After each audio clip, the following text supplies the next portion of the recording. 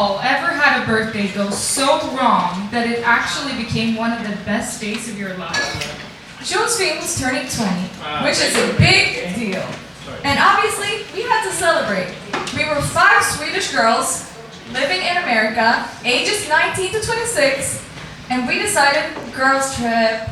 But this was the summer of 2020, so peak COVID. So every plan we made failed. We booked LA, canceled. The Hamptons, canceled. Miami, canceled. Texas, also canceled. All because of the list. Oh. There we go. So if you left New York, the state that we lived in, and went to any of the states on the list, you had to quarantine for 2 weeks. So we were like, all right, Rhode Island it is. And I said, and this is important, as long as I get my birthday cake and I get to celebrate it with my girls, then I'm fine. Fast forward to August 3rd, 2 days before Josefine's birthday. Since we're all Swedish au pairs living with American host families in New York who would not let us borrow their car to go to Rhode Island, we decided to rent a car.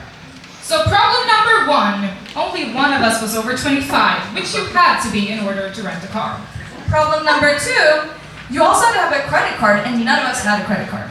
One of our friends even tried to express ship a credit card from Sweden, but guess what? It never arrived.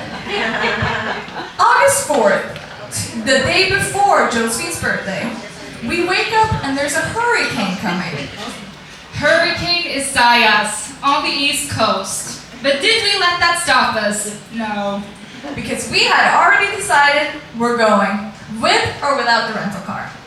So naturally, we book a 3-hour Uber ride.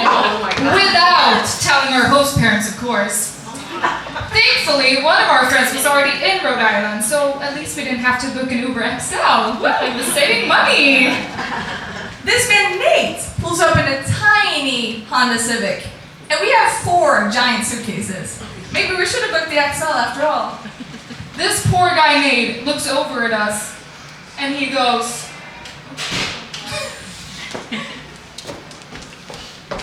okay. And he goes, "You're going to Rhode Island? As in the state?" And thankfully, though, he was a very cool guy, so he let us all cramp up in his tiny, tiny car. After 3 long, sweaty hours, masked up in a tiny car with a stranger, mind you, we passed the whole state of Connecticut on the way there. We arrived in a storm, and the luxurious beach villa that we thought we rented was actually a trailer in something that looked like a camping ground.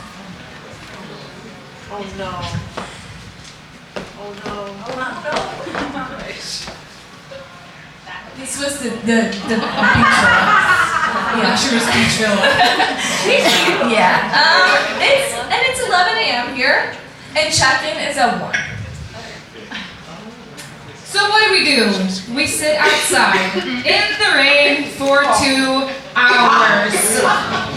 As we sit in the rain, we see the owner of the Airbnb. She comes in and she just takes out all things fragile.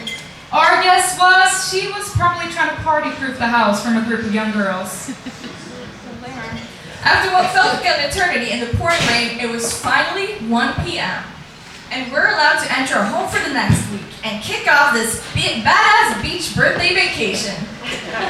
But of course, the lock is broken. So here we are in a storm with all our luggage, fighting a door for 30 minutes. We finally get in. And I'm like, okay guys, it's not that bad. This trailer even has a little charm to it. And as long as I get my cake. Yes, Josephine, we know you need your cake. So we decide to go grocery shopping. Which sounds easy, but it takes ages to get an Uber because of the storm. And now we're also 5 people. And there are no Uber XLs driving right now. So we need to get 2 Ubers. But we buy the groceries and a lot of alcohol.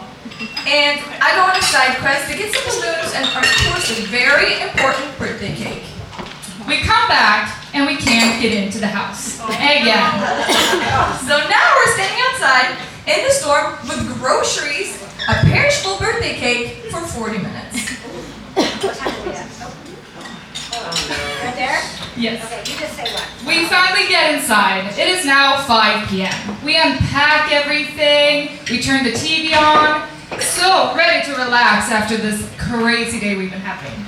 And then my phone rings. It's my host mom calling. And she says Rhode Island just got added to the list.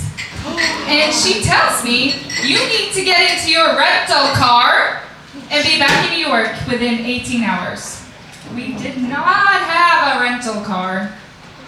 And we're just sitting in the other room watching the show when we hear Josephine burst out in tears.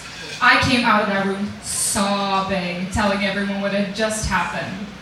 Her host mom even threatened to call our host moms to make sure we all go home. And we're like, no way, this cannot happen. We need to leave. So we get this great idea.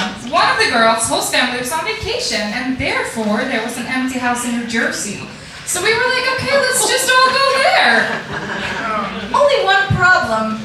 How do we get there? Option number 1, Uber. There are currently no drivers due to the storm. So, option number 2, we'll just grab the train or the bus home. Yeah, nothing running, again, due to the storm. So naturally, option number 3, Tinder.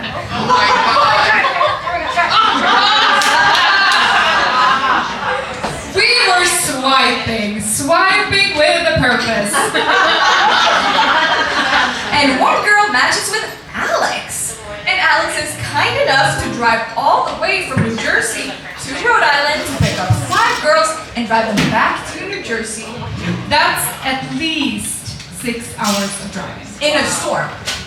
And then we quickly realized that we are 5 girls plus 1 Alex. We won't fit in a car. So Josephine calls her situationship. And now we have 2 drivers. 2 very motivated drivers. Let's just say, a positive attitude and lustful men can get you far in life. Anyways, Alex arrives and we all squeeze in the car, except for Josephine, who decides to at least use the beds in the Airbnb once. Because you can't let them go to waste, of course. God forbid a girl wants to enjoy her romantic weekend with Prince Charming. I still had a few more hours until it had been 24 hours. The rest of us goes to New Jersey, and we arrive to a completely dark house. No power, pitch black.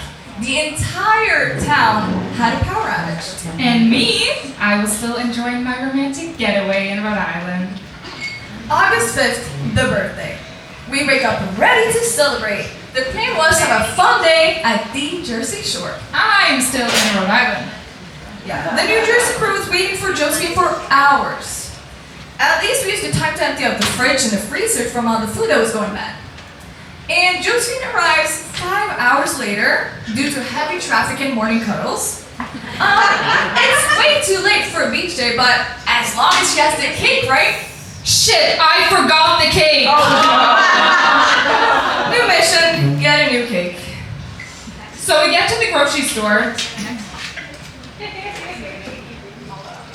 We get to the grocery store and it looks like an apocalypse.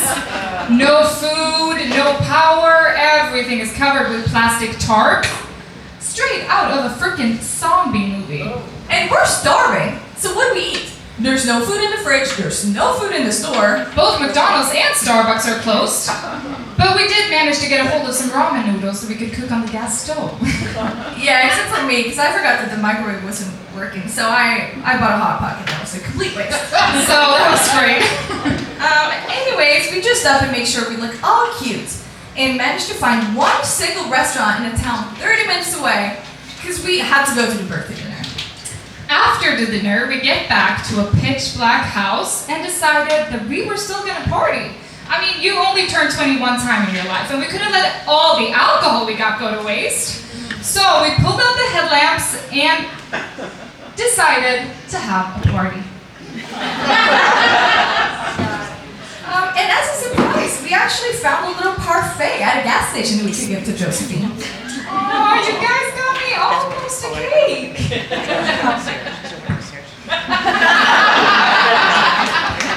And 3 days later, the power was back and the trip definitely was memorable. Life is what you make it. And this is now a travel memory we will never forget, and a story that most people probably cannot relate to. And my 20th birthday is still, till this day, the best birthday I have ever had. Life did not go to plan at all. But we still chose to celebrate.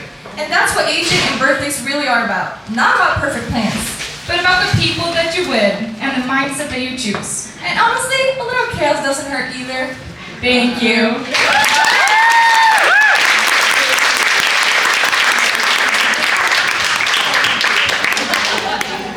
How much was that Uber drive? It wasn't that bad. I think it was like $200 or something. But this was also before inflation. So. Sure. You know? But I was trying to find the receipt because I know I had it a year ago, but I could not find it. Otherwise, I would have paid it. Let's go on a bus.